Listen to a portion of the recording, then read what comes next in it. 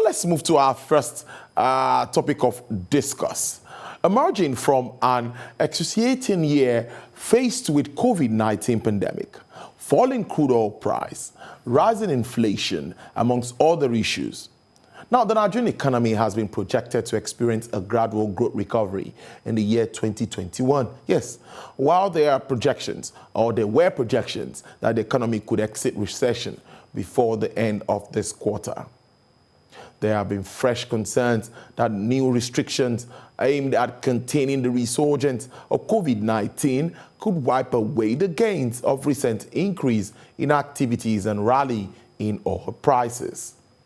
With the country's debt profile amounting to about 31 trillion naira, that's about 85.9 billion US dollars, the government is facing what is increasingly looking like a fiscal crisis as revenues continues to fall while a sizable portion of government funds are going into debt servicing. What a year. Joining me now live from our Abuja studios to give more insight into our topic of discuss. He wears many caps. He's also a public affairs analyst and the coordinator of the 2021 to 2025 Medium-Term National Development Plan. Professor Kenife, thank you very much for your time. Thank you very much for inviting me. I look after the digital economy, bioeconomy, and science and technology and innovation. You know, I said that. I said you wear many caps, so I had to take some out of it. Prof, thank you. Prof, let's start this way. 2021, a lot of projections were made. But with the resurgence and the second wave, I know that's my first line of question, and it's relevant at this time. Many are saying that there are going to be reprojections from even the World Bank and the IMFs. What do you make of Nigeria, considering the second wave? It's like we might not get to where we thought we would be, maybe at the end of the first quarter.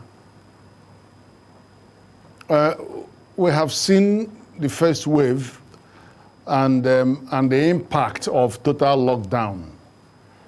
I don't think we are going to see that scale of lockdown because the economic impact of the first lockdown last year was very devastating. And so many sectors haven't come out yet. I mean, if you look at the transportation sector, there were over 40% in the second quarter. And even in the third quarter, it's still over 30% minus in the negative territory. So, and manufacturing is still negative, so it hasn't even come across the border. So we really don't think we're going to go into total lockdown scenario. But there are some mileage in tightening the grip on social distancing and controlling the crowds. And all these other measures like face mask. We found us about it. And in the case of transport, just ensure that people have tests before they fly out of the country or into the country. But we can't risk a huge drop in our growth figures just by shutting things down completely. That having said that, I think the good news is that there is light in the end of the tunnel with so many vaccines coming up now. So we think it won't be too bad for Nigeria. Prof, vaccine, that is key, like you mentioned. But some have also talked about the distribution and efficiency of this vaccine. When will Africa's most populous nation also really get into this and the distribution? You know, we're talking about the distribution chain now. How well do you see us making that work in this part of the world? Well, first of all, we have to talk about financing the remaining 80% because, well, 20% has been pledged by Gavi to African countries. So, but then we know that the optimum is 70%, vaccination of 70% of the population. So there's another 50% that we have to find money to buy the vaccines for. So I think the first thing is how we're going to find the money.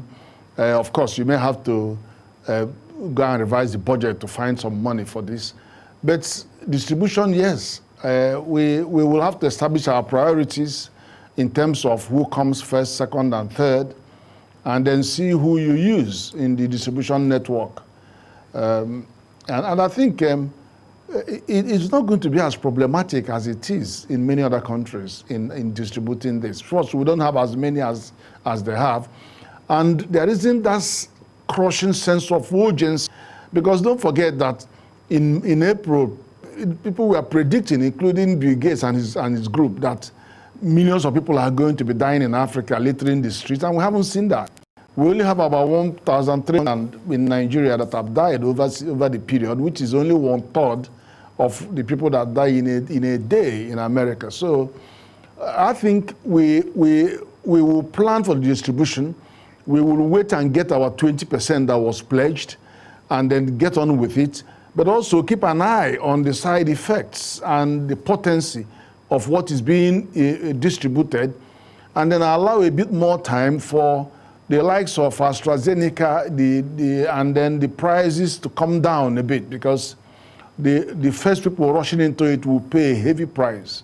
But as more and more vaccines in their variety come into the market, you'll be wiser to know these ones that have less side effect, and of course, lower price will follow.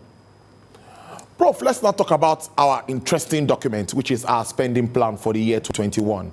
Everyone was very excited that it was signed on the 31st. It was signed before the end of the year. And we're talking about going back to the normal budget cycle, which is January to December. But one thing comes to my mind. We are not always short of maybe having documents or spending plan, but the implementation of this document to the latter is something that experts have also talked about. What do you make of our budget for 2021, even as much as it comes with the Finance Act, which is also to help enable this document?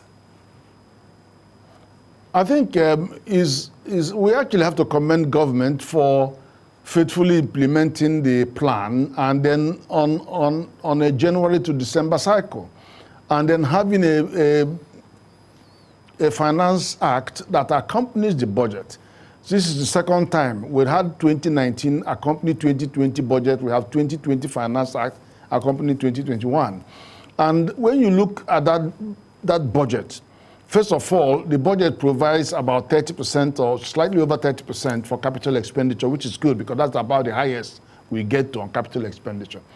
Two, there is about 1 trillion underspent on the capital side of the budget for 2020.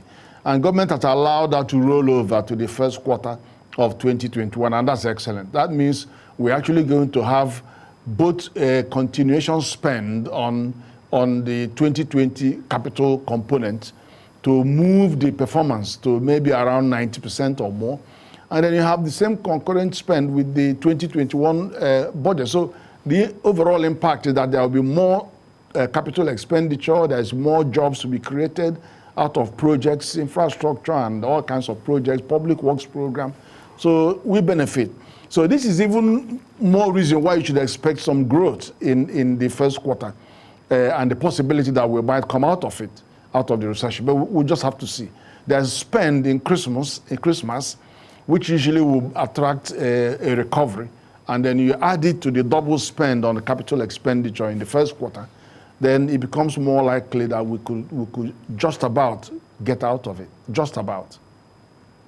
Prof, let's now look at some global issues which we cannot shy away from. Nigeria is not insulated from all of these issues. Before now, US-China issues, and Brexit.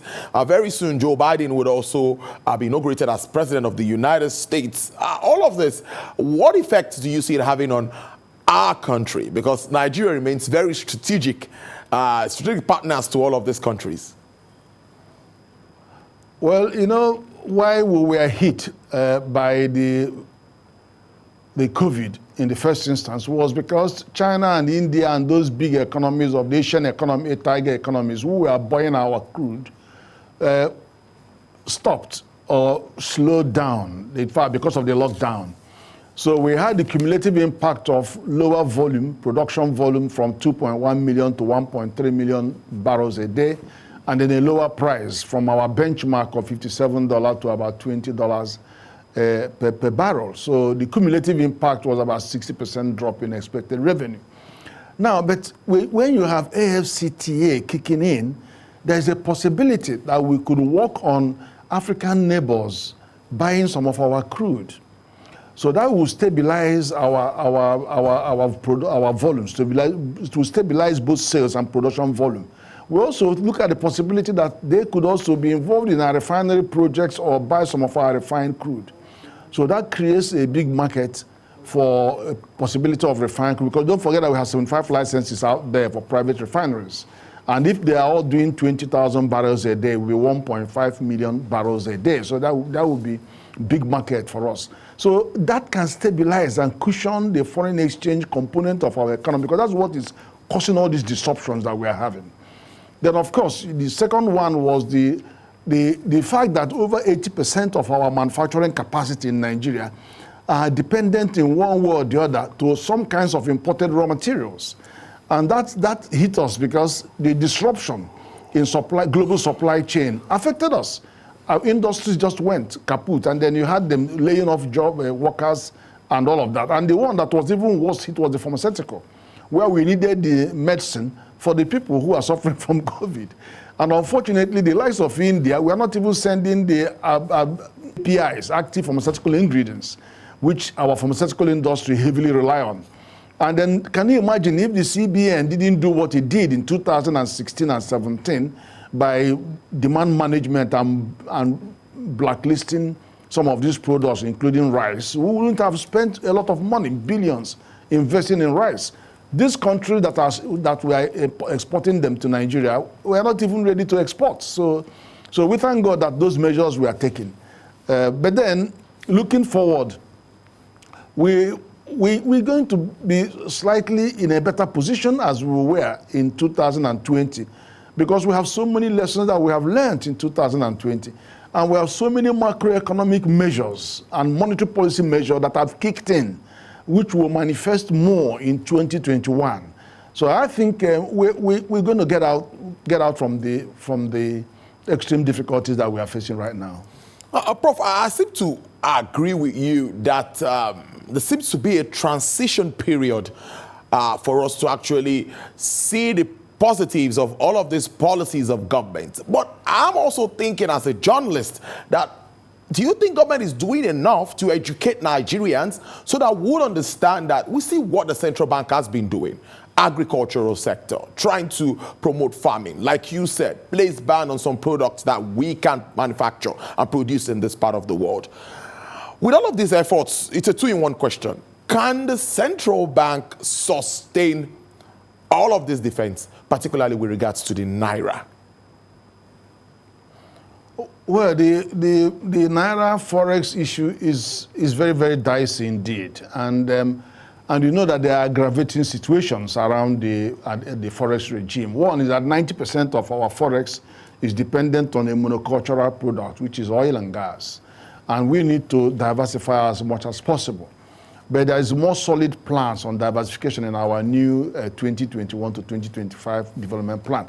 But having said that, though, the CBN is fighting, because I've always said that we needed a CBN with an acrobatic mentality to handle the kind of challenges that we have in that area. People around tripping that, look at the diaspora remittance. We get about $26 billion.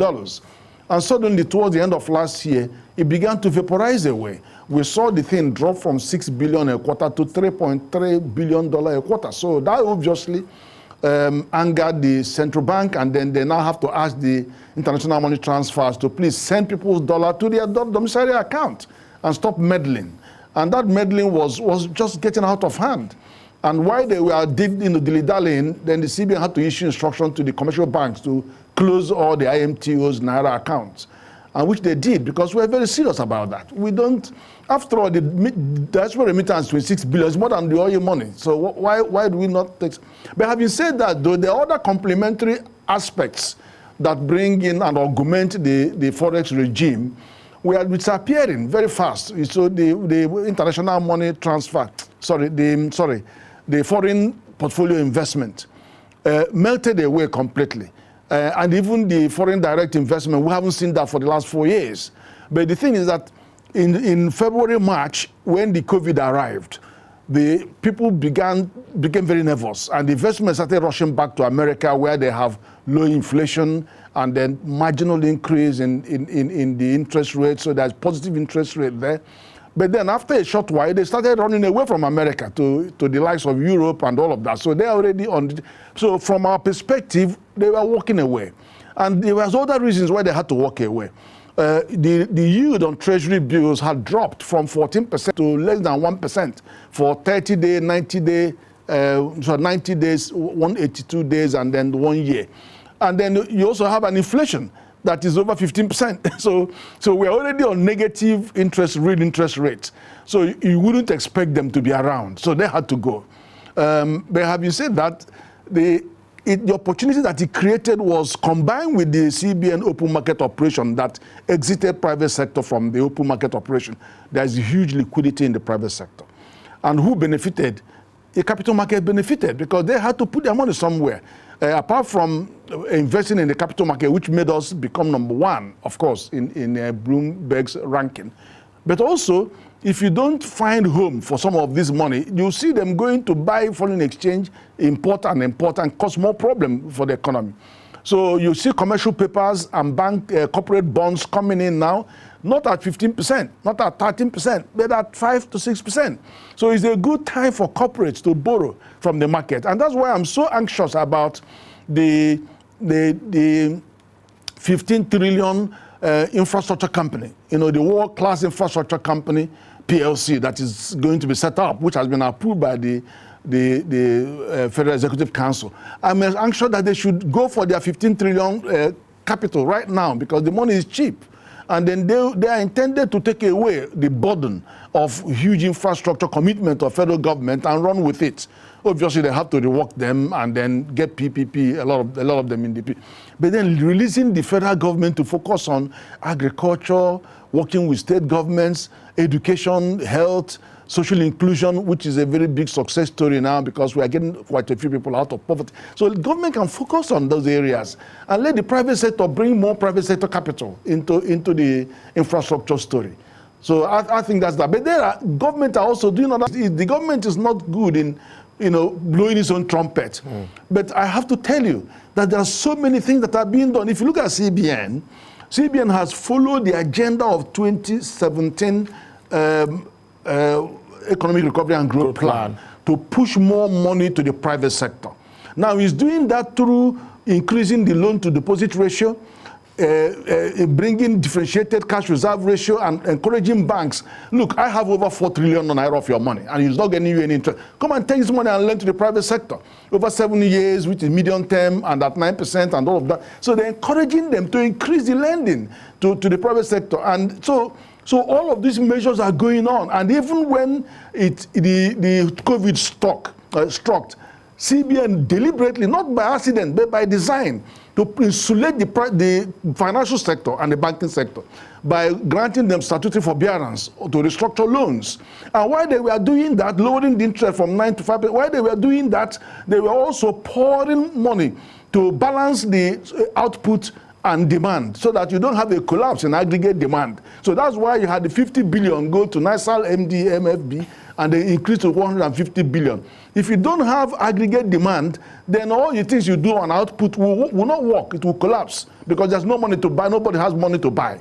People are already being retrenched. So whilst it was doing that, it still didn't give up on risk-based supervision of the commercial banks. It still maintained it's very tight rein on their non-performing loans, which is still around 5%, coming down. The capital adequacy ratio, which is rising to 15%. So it still kept those. So the banks are performing well, and CBN has invested in infrastructure. Digital infrastructure, as you know, they enabled them improve payment services. So the banks they were growing during recession because people were sitting in their home. Yes, there was lockdown, but they were using their technology to do their banking. So that increased, and of course, ICT also went over the roof to 14% of the GDP. And then 15% growth rate. So there are some success stories in that, lessons that are positive, which we have to build upon in going forward in 2021. And you can't even talk about fiscal policy because the fiscal policy came out strongly and worked very well with monetary policy, and then dealing with palliatives so that you're also dealing with the poorest in the economy, and then also going to the companies and making sure that those who are likely to lay off are giving some tax rebate to enable them to still hold on some staff. And government didn't retire any staff. It just carried on. So there is a complementary balance. And then, of course, there's a plan, which is the economic sustainability plan. So whenever you have a crisis, you need to have a plan so that different partners can join you and augment. So I saw all those two happening, working together, and giving us more confidence that there will be a better 2021. Prof, I want to take it from that point. We've talked about the economic recovery and growth plan almost finally now, but we're now talking about the economic sustainability plan, which is that came up during the COVID-19 to address all of these issues. A lot of plans here now. Are we synchronizing this plan? Are they working in tandem so that at the end of the day, we don't have policies that will contradict each other? For example, the automobile players are out now to say some of the contents of the Finance Act is going to impact their business negatively. Are we not contradicting ourselves one way or the other in some of these policies? I'm not saying all of it, some of it, Prof. I like your view on this. Well, it's a bit unfortunate, to be honest. I'm not happy with the story of the automobile. On one hand, it's very important to bring down the tractors because we haven't got enough capacity for the tractors, because our mechanization intensity is very low. Our density is very, very low. So we need as many tractors because of mechanized farming that we are pushing to heavy mechanization. You can't have 5 million hectares and then want to go up to 10 million, and then you haven't got tractors. The tractor density is far low, very, very low. So I'm comfortable with that. And we haven't got enough assembling capacity for the tractors to affect that. So that should go down to 10. But I'm concerned about the other automobile, because you couldn't have 17 licenses out there to the private sector to invest in assembling cars. On one hand, we are struggling to get the full implementation of the Presidential Order 003 and 005 to encourage patronage of the local manufacturers. And don't forget, it's not just about buying the car. If you buy 1 million cars, you probably keep 2 million or 3 million people in employment with the mechanics. There are all kinds of jobs that are going to be activated when you have those. So but the question I'm going to ask is, where are the automobile companies when they were consulting on the Finance Act? There were consultations that went on. That was when they would have raised their voice, and then we would have supported it. True. And then you now wait until the bill has been signed, and then you start again. I mean, that is a bit unfortunate. But I think we need to revisit that bit on cars and buses, because we have capacities right now to deal with it. Okay, Prof, let's now end off on this note. Let's look at recovery. Yes, I know some of the highlights before now is what will take us to that point, but what kind of recovery are we seeing? Some analysts have come out, a lot of projections are out, V-shape, U-shape. What are you looking at, Prof? Well, I have to look at the aggregates that can point us to the right direction.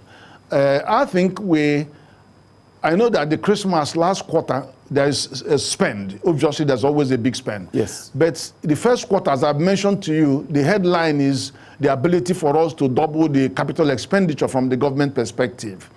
But there are other things.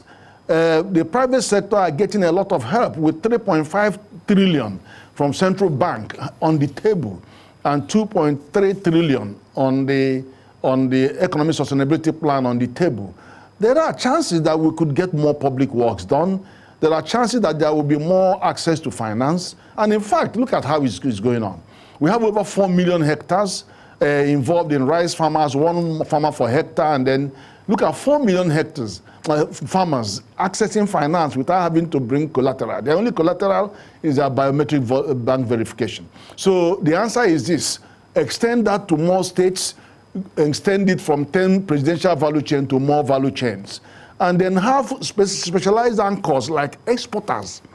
If you have export anchors, let them build the supply chain national and global supply chain that could enable some of these products, which they're already controlling their input, grain seed and seedlings and fertilizer, they can work them way, their way to export, so that export revenue can complement. But you also have to build quality infrastructure once it comes to agro export. Quality infrastructure is everything, so we need to put more resources on that side of things. So on balance, there are more resources hitting the production capacity side of things, a bit of balance with the household consumption, so that we can have progressive exit from the recession. But there are higher points on this journey. One, the CBN said, look, we're going to attack the power sector and take power to the mass market. And I think that is fantastic news, because to commit to 7.5 trillion growth in the power GDP is something else. While Siemens is handling resolving the asymmetries in the power infrastructure configuration, from power production to supply to the other stuff. All those shenanigans going on in the power sector. While they're dealing with that, anybody and everybody can jump into the power market and do something. And obviously, you're telling people to come and borrow money, because we've been waiting for FDI, it hasn't come for 4 years. But if they say, come and take the money. So that means that the right price has to be charged for power, for people to feel confident to come and borrow the money and spend on solar. So you need to use that to explain why you have to adjust the electricity rate tariff. Because at the end of the day, people are going to borrow money, they want to be able to pay back that money. So that's that, but that is very significant, because 30% of production constraint is power, and 20% is transport. And good thing again, a lot of investment is going out on rail transport. Rail is so critical, especially as we are entering into AFCTA. Rail is very, very critical. If without rail, how are you going to evacuate all the seaports? And then you're also trying to build 6 new deep seaports, Badagry, Lekki, Ibaka. Cross River State wants Bakassi deep seaport, and Bayelsa says that we want Bayelsa deep seaport. One is there, and then you also have another one in Port Harcourt, Bonny deep seaport. So how are you going to evacuate those? But they will make Nigeria a major maritime hub like Singapore, while at the same time our aviation could be a serious aviation hub in Lagos and Abuja. So there are things that are going to storm the 2021 that would change the narrative. And then of course in our strategic planning for 2021 to 2025, we are bringing technology and innovation to the center stage of our national planning, making sure that every sector is a cross-cutting theme. Every sector should be coming to find out, identify where are innovative technologies in your sector, how can we push that using triple helix or quadruple helix, or what is partnership, to move the knowledge transfer partnership, to move this to the industry, to move it to the market. So all of these inventions that have littered the whole of the hundreds of R&D institutes, we need to take them to the market. To do that, you need the funding framework, which we have now providing, and then you need a partnership, a triple or quadruple helix partnership in the context of an integrated plan. So that is a real game changer looking forward. Professor Kenife, it's always nice having you on the show. Thank you very much spending your afternoon with us on Business Nigeria. I really appreciate this. Thank you.